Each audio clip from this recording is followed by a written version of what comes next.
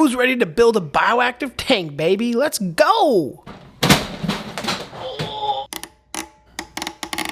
Oh man, that never gets old. Now, I've never made an official announcement video, but months ago, my friend Mason Barnes, you might know him from TikTok or even here on YouTube, managed to pick me up some very special lizards, the Tachydromus dorsalis. He babysat them for months and then ended up exporting them to me. So thank you very much, Mason. These guys have been doing fantastic. But that's not the point of today's video. The point of today's video is to give these guys a much needed upgrade, and in the process, I'll be showing you guys how to build a bioactive terrarium for your lizards. This applies to more than just the Tachydromus. This applies to Tytula. This applies to crested geckos. This applies to pretty much any small to mid-sized lizard you guys can think of. It also depends on what size habitat you choose. Now, before we get too far into the build, I did want to let you guys know that if you enjoy reptile builds, room tours, tutorials, various different things about the reptilian world, make sure you click that subscribe button, like the video if you do like it so far, and of course, follow me on Instagram if that's still relevant. I don't know. I did also want to mention that this video is sponsored by Leap Habitat.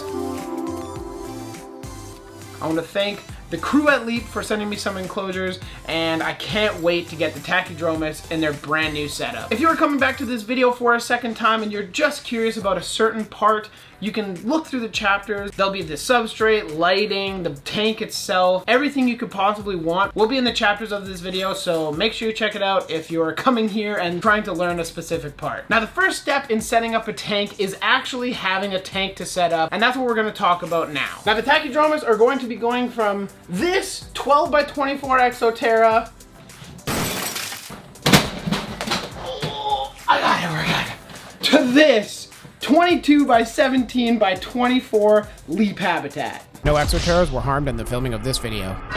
As demonstrated by the aerial enclosures that just ensued, Leaps are definitely a lightweight, durable, and flat-packed option for the reptile hobby. So these guys can be shipped for a much lower price and are way easier to transport. As you can see, I'm sitting here holding one up with one arm, and I'm confident to say that I would not be able to do that with any other enclosure that is this size. When I stated the dimensions, you might have heard the 22 by 17 by 24 is kind of a strange dimension suite, and the reason for that is because they fit perfectly on a baker's rack. So a 4-foot rack fits two of these perfectly side by side. It's great that these fill the niche of individuals that are just getting into the hobby, might not want a huge heavy duty rack like myself, but want a few enclosures on a simple, easy baker's rack. If that sounded anything like you, Leap Habitats are the enclosures for you. Now that we've covered what tank we're going to be using, now we're going to need to figure out what supplies we're going to need to set these guys up properly. So let's go gathering. Thankfully, we won't have to gather too much in terms of hardware because Leap was kind enough to send their entire line of equipment for the habitats. More on that later as we get things set up.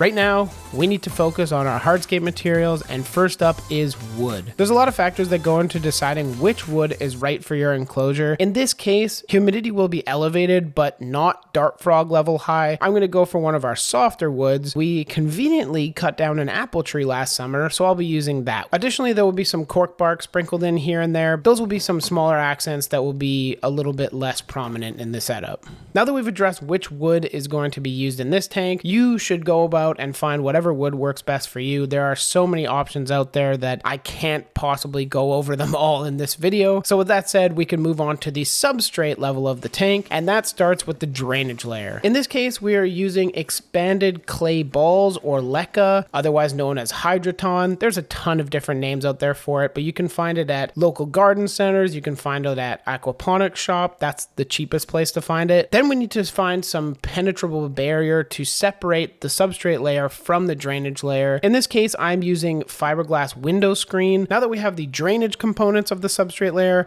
we need to actually talk about the substrate itself. I will be using exclusively the Leap Living Earth Reptile substrate just to see how it fares for plants and drainage and give it kind of a fair testing all by itself. If you guys are looking for a complete video on just substrate and an outdated video at that, I will leave a link in the description down below for you to check it out. Let me know in the comment section if you want want an updated version of the ultimate substrate mix. Now, of course, this wouldn't be a bioactive build without plants. That is kind of one of the crucial steps of the build itself. So for my plant selection, it's pretty minimalistic, consisting of a few spider plants, a ficus, as well as a vining flowering plant called Mandevilla or Mandevilla. I don't know. That sounds like the white version of it, but you get my point. And a little bit of ground cover sprinkled in here and there. Nothing too special, no super expensive plants, all very accessible to everybody out there. And now that we've covered the interior of the tank, it is time to talk about lighting. When keeping any reptile, I believe it's super important to provide some UVB. So long as you give them a place to escape the UV radiation, I believe they should all have it. With that said, Tachydromus are a diurnal species. I'll be using the Leap high output T5 bar with the 5% UVB bulb. I also added a 35 watt basking bulb to provide heat for these beautiful lizards, and that bulb is housed in just a standard mini dome to reduce the amount of space needed above the tank. Now that we've covered lighting for the fauna, let's talk about the flora or plant life. Thankfully, Leap also offers a pretty awesome LED bar, and that's what I'll be using in this build. It should provide all the energy that our plants need to thrive, and I'm hoping that the substrate does the rest of it for them. If you're interested about learning more about lighting in your vivarium, I'll leave a link in the description for you guys to check it out. And same as before, make sure you let me know in the comment section if you're looking for a more updated version. Wrapping up the shopping list for the tank, we also have a fogger and a misting system that I'll show you how to set up later in the video. Last but not least, you're going to need some screws, a screwdriver or drill, and some washers as well. Now it's been long enough, let's get to actually setting this bad boy up. Now the first thing going into the tank is hydro balls. In this case, the drainage layer is going to be about an inch and a half thick, but you definitely need to choose how thick yours will be based on how much you missed and your plant selection. The goal of this drainage area is to allow the excess water to drain into it and escape the soil, because what happens when soil is left wet for too long, it becomes anaerobic. That means there's no oxygen getting to it, and it smells like rotten eggs and nastiness. So yeah, let's try and avoid that. Now that we have our hydro balls in, we can add our screen divider in. The point of this is to prevent the substrate from falling in. There are some people that decide to not use a drainage layer. I have found the opposite, and I've actually found that plant roots grow through this window screen totally fine with very little harm done to the plants themselves. So I strongly recommend doing it, but at the end of the day, it's up to you. My one tip, if you are going to use a divider, is make sure you cut your screen to allow an excess of about an inch on all four sides. This will help prevent the substrate mixing with the drainage layer. So now we have the drainage layer in, as well as the divider that separates the drainage layer from the substrate layer. Now what we need to do is cut open one of these bags of substrate and give it a smell, because if you haven't seen my good friend Dion's video, apparently it smells very good. No word of a lie, this substrate actually smells good or completely neutral. It doesn't have a strong odor, it doesn't have a strong acidic smell.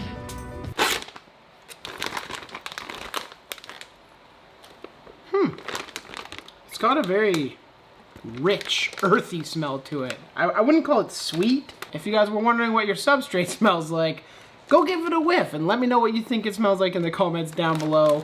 I'm gonna start dumping this into the tank. Thank you for the valuable information, Past Mike. Now that I've smell tested the substrate, you can see that I push it with a good amount of force into the corners of the tank, then basically fill in the middle. This is just how I do it in order to keep the corners tight to the sides of the tank and not fold up whilst adding substrate. As I mentioned earlier, I am solely using the Leap substrate in order to see how it acts for me. Now that I'm doing this voiceover over a month after setting up the tank, I am seeing very positive initial signs.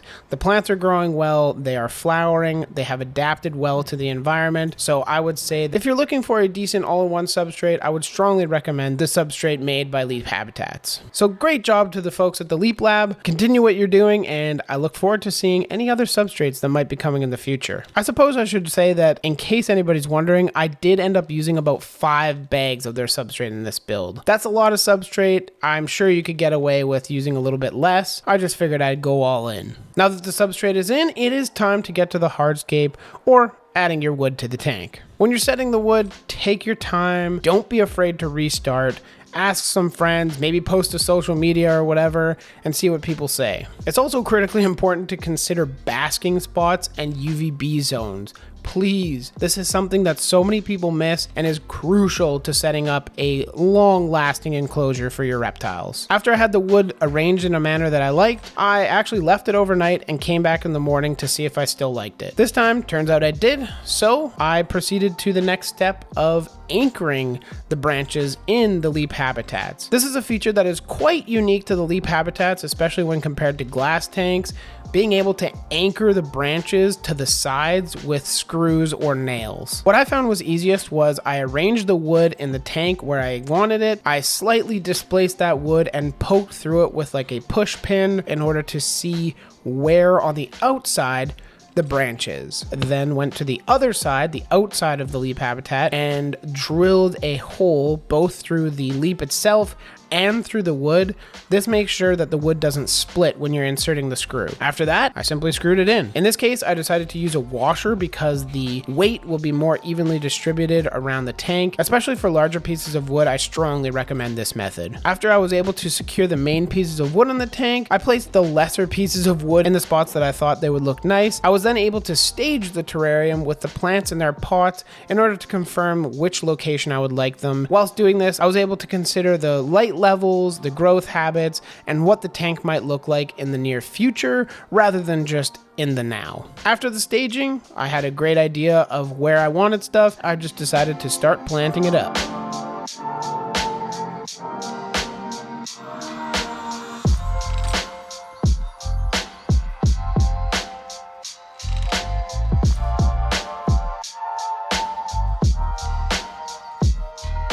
Then I began finalizing the placement of the cork barks by adding in some rocks in order to add stability. When I was finished with the plants, I added a layer of leaf litter and made it bioactive with the addition of springtails. I would like to add isopods as well. Because there will be eggs laid in this tank, I decided to hold off on that for right now, and I'll see how the springtails handle the waste load of these lizards. If you don't know, isopods have a tendency to eat eggs if they're not found right away, so that's why. With the tank now set up, it's time to get the fogger and the misting system in place. The fogger comes with everything that you'll need to run the fogger to 2 different tanks, which is actually really cool because they include a splitter. That's definitely something that most other companies don't come standard with in the box, and I really appreciate about the Leap fogger. The mister is designed to run 2 nozzles and equipped to do so with an inlet tube with a filter head, a misting nozzle, and the outlet tubing. First step. Oh man, that never gets old. Anyways, the first step is filling both reservoirs and then installing the nozzles. This is best done with a screwdriver and something like a small hammer because you really have to pound through the plastic, and it's actually more difficult than I expected. Then of course you just have to install the nozzles, which is as simple as putting it through the hole and then screwing it down. Then, following that, you just run the misting tubing from the nozzle to the unit itself, or in my case, both nozzles to the unit itself. And the fogger tube is pretty self-explanatory. Plug it into the base of the fogger and stretch it up to your tank. Try not to leave any horizontal surfaces because the water will condense and plug the fogger over time. And then all that's left to do is turn them on.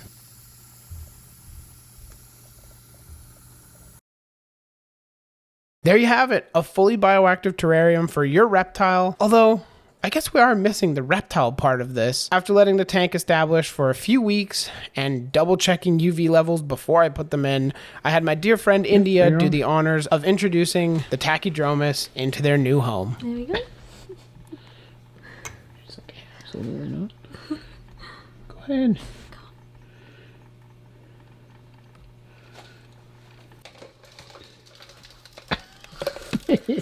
Not elegant, but it worked. It did. And that is going to do it for the video today. As you can see, I moved in the Tachydromus. We did end up actually finding 1 egg in their old tank, so that's exciting. I do already have 3 offspring that have hatched from them, so if you're interested, definitely shoot me a message on Instagram or wherever. Shoot me an email, I suppose. Shipping to the US is possible. Bree and I will also be vending the CRBE, the Canadian Reptile Breeders Expo, so Can't wait to see all of you guys there. And I definitely want to toss a huge thank you out to Leap for sending me this enclosure, sponsoring this video for you guys, and I can't wait to see how these guys do. I am very impressed with this enclosure, and if you guys would like a general review of the product, I can definitely do so for you. So let me know in the comments down below what you guys want to see. I hope you guys enjoy the new additions, I guess, to the channel, and hope you guys learned something from the build. Make sure to follow me on Instagram if you're interested in keeping up with me on a day-to-day basis. Of course, click that like button if you have any questions, comments, concerns, anything like that. Leave it in the comment section down below. I will address all of your comments, so don't be afraid to speak up. If you guys are interested in watching another build, actually the build right next to us for the Cruzio Hylicraspidopus, you can click right here, and we'll catch you in the next one. Later, guys.